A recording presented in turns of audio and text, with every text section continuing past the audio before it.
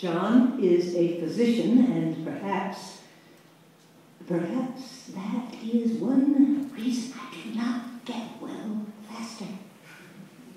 You see, he does not believe I am sick.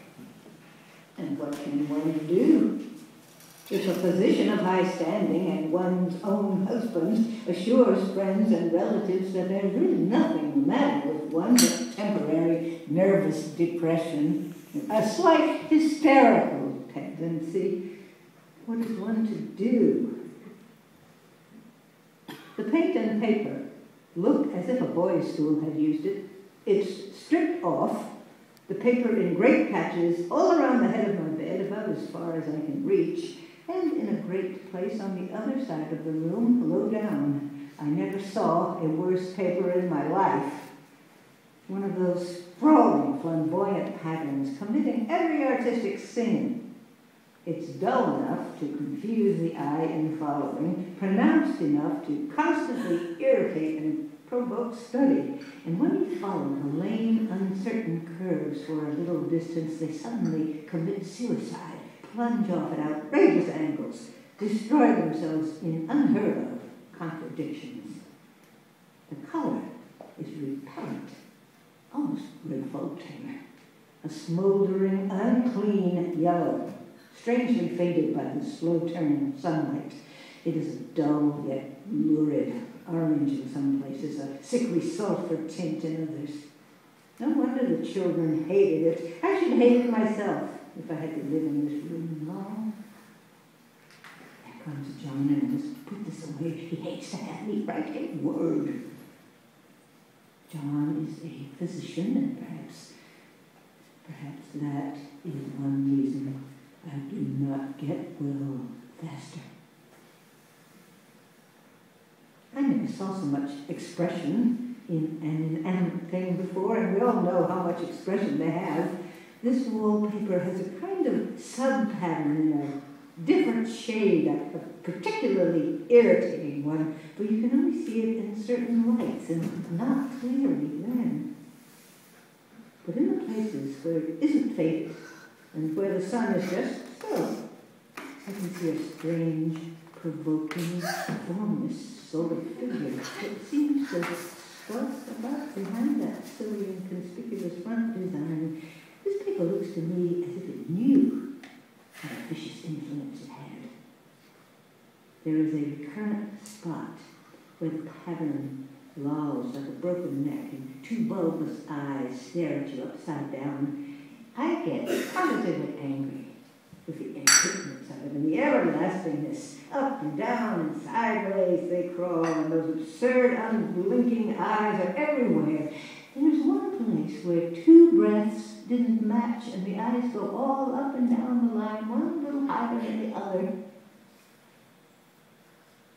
Looked at in one way, each breath stands alone. The bloated curves and flourishes, a kind of debased Romanesque with delirium tremens, go waddling up and down in isolated columns of fatuity. But on the other hand, they connect diagonally, and the sprawling outlines run off in great slanting waves of optic horror like a lot of wallowing seaweeds in full chase. The whole thing goes horizontally, too, at least it seems so. And I exhaust myself in trying to distinguish the order of the film in that direction. They have used a horizontal breadth for a frieze, and that adds wonderfully to the confusion. There is one end of the room where it is almost intact, and there, when the cross lights fade and the low sun shines directly upon it, an almost fancy radiation after all. The interminable grotesques seem to form around a common center and rush off in headlong plunges of equal destruction. It makes me tired to follow it. I'll take a nap, I guess. Of course, I never mention it to them anymore. I'm too wise. But I keep watch of it all the same. There are things in that paper that nobody knows but me, or ever will. Behind that outside pattern, the dim shapes get clearer every day. It is always the same shape, and very humorous. And it is like a woman stooping down and creeping about behind that pattern. I don't like it a bit. I wonder, I begin to think, I wish John would take me away from here. There's one more peculiarity of this paper, a thing nobody seems to notice but myself, and that is that it changes as the light changes. Life is very much more exciting now than it used to be. You see, I have something more to expect, to look forward to watch. I really do eat better and much more quiet than I was. I'm feeling ever so much better. I don't sleep much at night, for it's so interesting to watch developments, but I sleep a good deal in the daytime. In the daytime, it is tiresome and perplexing. There are always new shoots on the fungus and new shades of yellow all over it. I cannot keep count of them. Well, I have tried conscientiously. It is the strangest yellow, that wallpaper. It makes me think of all the yellow things I ever saw. Not beautiful ones, like buttercups, but old, foul, bad yellow things. There's a very funny mark on this wall. Near the mopboard, a streak that runs round the room. It goes behind every piece of furniture. A long, straight, even smooch, as if it had been rubbed over and over. And how it was done, who did it, and what they did it for. Round and round and round, round and round and round. It makes me dizzy.